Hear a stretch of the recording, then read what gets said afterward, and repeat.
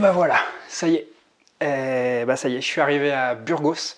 J'ai roulé toute la journée, je suis parti du sud-ouest, du Lot-et-Garonne, et j'ai roulé toute la journée, et je suis bien crevé. Là, j'ai trouvé ma chambre d'hôtel, c'est juste parfait. Et bon, c'est un petit peu à l'arrache, je vous le cache pas. Euh, le cadrage, il n'est pas spécialement top. Je me suis accroché sur une petite lampe qui est accrochée au mur, un pied de lampe. Et voilà, ouais, c'était vraiment une journée épique. Voilà, je suis parti en début de matinée du Lot-et-Garonne aujourd'hui. Et au moment où j'ai franchi la frontière espagnole, il s'est mis à tomber de la neige, mais un truc de fou quoi. Il y a eu une tempête de neige et de la frontière espagnole jusqu'à Burgos, ça a été que de la neige, que de la neige, que de la neige. J'ai dû rouler super lentement, j'ai pas des pneus neige. Et ouais, ça a été épique. Mais malgré tout, je suis super content. Je suis super content de me retrouver là. Enfin, ça y est, j'arrive à franchir une frontière, à sortir du pays. Et ça fait du bien, c'est ça que je voulais vous dire en fait. Dès que j'ai franchi la frontière, en fait, je me suis aperçu qu'il y avait beaucoup moins de radars sur la route. Et ça fait du bien, ça détend. Parce que moi, je suis souvent tête en l'air. Et ça m'arrive très souvent de me faire flasher. Et du coup, là, j'ai senti tout de suite que il y avait une pression en moi, vous voyez. Alors il y a la pression voilà, de l'étranger qui arrive dans un autre pays, même si je parle espagnol, hein, je suis habitué à ce pays-là, mais j'étais jamais venu, si j'étais venu une fois en voiture à Barcelone quand j'ai eu mon permis, quand j'étais apprenti conducteur, mais là voilà, ça faisait presque 20 ans et on a toujours une petite appréhension. Et ça fait du bien de sortir de sa zone de confort encore une fois. Et vous avez été nombreux dans la précédente vidéo où je parlais de tristesse, comment gérer la tristesse, à avoir remarqué que j'étais peut-être un petit peu seul en ce moment. Pour être honnête avec vous, c'est pas faux, je me sens plutôt seul et quelque part je l'ai cherché. J'ai cherché cette solitude et elle n'est pas toujours agréable à vivre, il faut savoir cohabiter avec. Et c'est un peu le but de mon voyage. Là, je suis parti le 18 janvier d'Arras et on est déjà je sais plus combien, le 27 ou le 28 février. Et ça fait plus d'un mois, ça fait un mois et demi que je suis parti. Et au bout d'un moment, c'est vrai que on enlève des couches de son identité, on enlève des habitudes en fait. À chaque fois que je bouge, c'est toujours une sortie de zone de confort, c'est de nouvelles habitudes qui sont à mettre en route, hormis les habitudes liées à mon travail évidemment, ça je n'y dérogerai pas, c'est toujours 3 vidéos par semaine, mais c'est des nouveaux lieux, des nouveaux visages. Alors tantôt je loue un hôtel comme en ce moment, tantôt je vais chez des amis, parce que j'ai des amis un petit peu partout en France. Donc ce voyage me permet aussi d'aller rencontrer les personnes que j'ai pas forcément l'occasion de voir le reste de l'année. Et y a des moments, c'est vrai, où on se retrouve seul, et cette solitude, elle est nécessaire. Elle est nécessaire parce que je m'aperçois que le reste du temps, dans l'année, je vis avec ma compagne et en fait, c'est très rare ces moments où on se retrouve seul, excepté quand je travaille dans la journée, mais quand je travaille dans la journée, j'ai toujours la tête focus sur mes objectifs de travail et c'est très rare les moments où je me dis oh waouh, c'est drôle, il y a un truc là où je me sens un petit peu tout seul et il va falloir aller creuser ce que ça vient toucher chez moi. Et donc là, c'est vrai que le fait d'être parti à l'étranger, le fait d'être parti depuis plus d'un mois, le fait d'être tout seul dans mon périple, le fait de pas trop savoir où je vais aller là dans les prochains jours, je reste 2 jours à Burgos et après je sais pas où je vais. Y a quelque part une désorientation, mais qui est vraiment bénéfique parce qu'elle nous permet vraiment de mieux se retrouver. J'avais fait une vidéo à Oléron, non, c'était pas du tout à Oléron, c'était à Arcachon il y a une semaine. Dans cette vidéo, je disais effectivement que c'était nécessaire de se perdre parce que ça nous permet aussi de mieux nous retrouver. Et là, c'est vraiment ça que je cherche et que je trouve. Je suis à la fois perdu, c'est vraiment ambigu comme sensation, je suis à la fois perdu et à la fois je retrouve des parties de moi qui ne sont pas forcément accessibles quand je suis dans mes habitudes de tous les jours, dans mon train-train quotidien, dans l'environnement que j'ai l'habitude de fréquenter, avec les commerçants que j'ai l'habitude de fréquenter, avec les amis que j'ai l'habitude de voir, avec les restaurants où j'ai l'habitude d'aller, les bars d'hôtel où j'ai l'habitude de travailler aussi. Là, tout est nouveau, tout change. Et c'est vraiment bénéfique parce que ça permet, je le répète encore une fois, de se percevoir avec un angle nouveau, avec un angle différent. Et si je mets tout ça entre parenthèses, il y a vraiment un point qui est vraiment fondamental. Comment je pourrais aborder ça ? sans trop rentrer dans ma vie privée, parce que c'est pas le but de la chaîne. Même si je vous partage mon expérience, je ne cherche pas à vous dévoiler ce qui se passe précisément dans ma vie privée, ça intéresse personne de toute façon, c'est pas le but, c'est la démarche que j'entreprends pour travailler sur moi et outrepasser mes freins, mes blocages, les zones de friction. Voilà, pour être honnête avec vous, hier soir j'ai eu une soirée hyper compliquée, mais vraiment triste. Voilà, j'ai vraiment dû affaire à une émotion de tristesse. Et c'est drôle parce que c'était juste après avoir sorti la vidéo sur comment gérer la tristesse.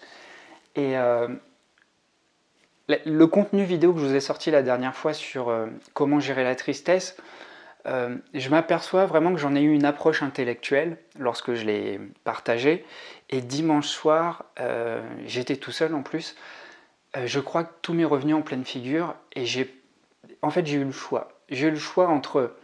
Je sentais une chape de plomb là au-dessus de ma tête et je me disais, ouah, ces choses qui t'arrivent, il y a un truc qui se passe là, j'ai la gorge qui se serre et tout, donc j'aurais très bien pu m'occuper, continuer à travailler sur mon ordinateur et faire diversion avec mon mental pour passer à côté de cette émotion.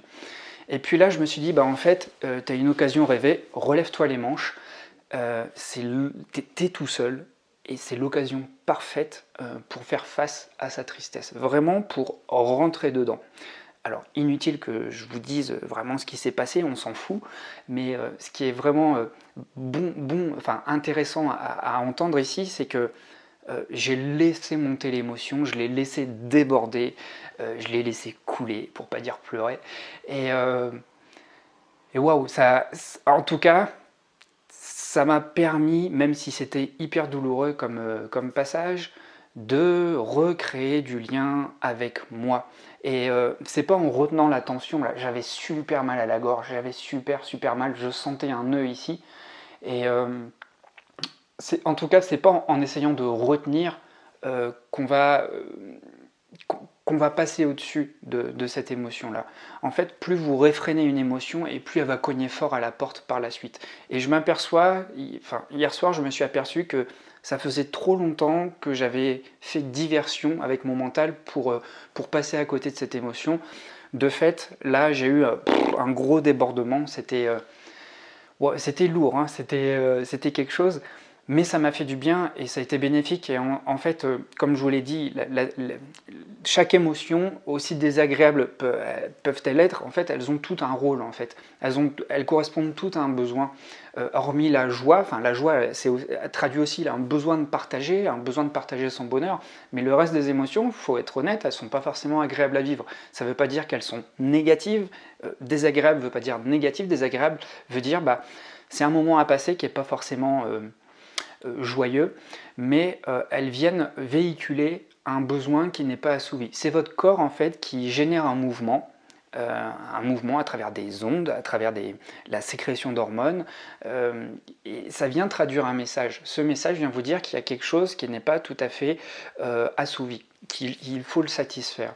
Et donc le rôle vraiment de l'émotion de la tristesse, c'est vraiment de chercher du réconfort.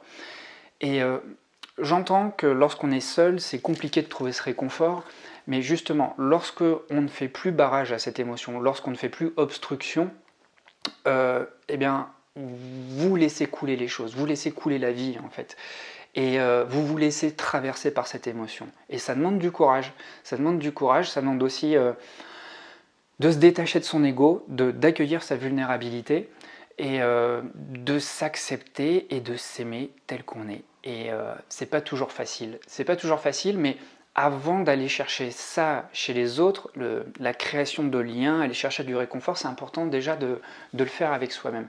Donc hier, j'ai vraiment passé une petite nuit, une soirée triste à mourir, et puis ce matin, c'était pas joyeux, mais rien que le fait de reprendre le volant, de me remettre en route et de savoir qu'il y avait de nouvelles perspectives qui allaient m'attendre, déjà ça m'a fait du bien. Le fait d'être en mouvement, de bouger, l'esprit, les émotions bougent en même temps qu'on est en mouvement, et voir le paysage défiler, franchir une frontière symboliquement c'est assez fort. Et puis tout de suite dès qu'on franchit une frontière, on voit que les panneaux de signalisation changent, on voit que les plaques d'immatriculation changent, que le paysage change. En l'occurrence aujourd'hui la météo, c'était un vrai bouleversement.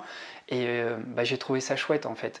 Et dès que je suis arrivé à Burgos, j'ai posé mes valises à l'hôtel et je suis tout de suite allé dans le centre-ville. C'est toujours le réflexe que j'ai. D'ailleurs, si vous n'êtes pas sur Instagram, vous pouvez vous y inscrire. Je partage en story un petit peu mon périple. Ouais, j'aime bien tout de suite aller marcher. Et justement, je m'aperçois là que ça fait du bien d'être ici. Peut-être que je suis un petit peu dans l'euphorie de la nouveauté, mais je trouve déjà que c'est beaucoup plus détendu qu'en France. Les gens sont...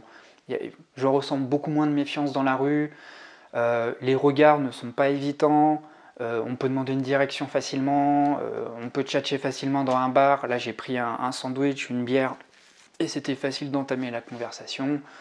Et les gens en plus font des efforts quand ils voient qu'on ne parle pas super bien espagnol. Et donc voilà, c'est juste ça en fait que je voulais vous partager.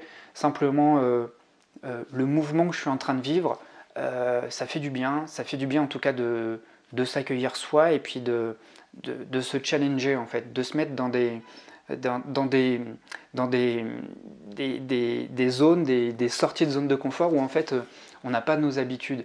Et ça a au moins le bénéfice de nous permettre de nous relier à soi directement. Chose que, en fait, lorsqu'on reste toujours dans son cocon, dans ses habitudes, on est très souvent relié à son mental et on a beaucoup moins accès à nos émotions. Voilà, moi je trouve que personnellement, je marche comme ça. Je ne dis pas que ça marche pour tout le monde pareil, je ne sais pas en fait, mais pour être honnête avec vous, mais si vous sentez que voilà, vous vous reconnaissez pas mal dans ma démarche, faites le test. Il n'y a pas besoin de partir en Espagne ou franchir une frontière, mais juste déjà de changer de ville, de changer de visage, de changer d'habitude, de changer de lieu où vous allez vous promener, de changer de bibliothèque, de café, de tout ça, ça fait vraiment du bien. Ça fait vraiment du bien et on est vraiment ce qu'on consomme. Notre esprit est vraiment ce qu'on consomme. Et là, je suis vraiment super content je vais consommer du cinéma espagnol, des livres espagnols, je vais faire des expos, des musées. Celle qui tient l'hôtel, là, elle a beaucoup discuté avec moi, elle m'a filé plein de brochures, de renseignements pour aller visiter Burgos. Et d'ailleurs, si vous êtes sur Burgos, vous pouvez me faire un signe sur Instagram ou sur Telegram. Vous avez aussi le lien de Telegram dans la description de la vidéo. On pourrait aller se boire un coup si vous voulez. Moi je reste là 2 jours, voilà, et puis ensuite on verra ce qu'on fait. Là il est tard, je suis désolé pour le cadrage, la lumière, c'est vraiment pas top, mais voilà, je fais avec les moyens du bord et voilà, je vais monter la vidéo. Et puis, ah oui, j'allais oublier de vous dire ça, hier soir je vous envoyais un mail pour vous informer qu'on a dépassé la barre des 50 000 abonnés, donc rien que pour ça, merci, c'est génial. Ça fait 2 ans là, 2 ans, c'était en février, ma première vidéo sur l'hypersensibilité, et j'aurais jamais imaginé arriver à ce niveau-là.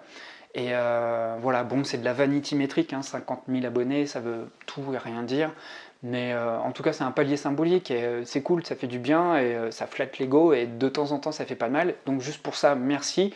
Et à cette occasion j'ai créé une promo exceptionnelle qui va durer seulement quelques jours. Cette promo vous donne droit à 50% sur tous les produits de mon catalogue, toutes les formations, excepté le guide anti-procrastination pour pas léser les personnes qui ont sauté sur l'occasion la semaine dernière. Vous avez été nombreux, je crois qu'il y a plus de 80 personnes qui ont été réactives sur cette formation, donc merci à vous. J'espère d'ailleurs que vous qui me regardez et qui avez réservé cette formation, j'espère que ça avance bien de votre côté. En tout cas, j'ai de très bons retours sur la plateforme. Et voilà, il y a plein d'autres formations pour gérer la timidité, pour s'affirmer, pour trouver sa vocation, pour gérer la confiance en soi, pour se créer de nouvelles habitudes et passer à l'action plus facilement. Il y a une formation également sur les pervers narcissiques, sur les personnes toxiques. Donc il y a plein de formations sur différentes thématiques qui tournent autour de l'hypersensibilité. Donc si précédemment vous n'avez pas eu peut-être les ressources pour acquérir ces formations, profitez-en, il y a une petite fenêtre de tir, pour pouvoir en profiter. Bon bah voilà, moi je pense que je vais prendre une douche, je vais monter la vidéo et puis je vais aller me coucher. Et puis bah nous on se dit à jeudi pour la prochaine vidéo. Je vous remercie beaucoup et je vous dis à très vite. Ciao ciao.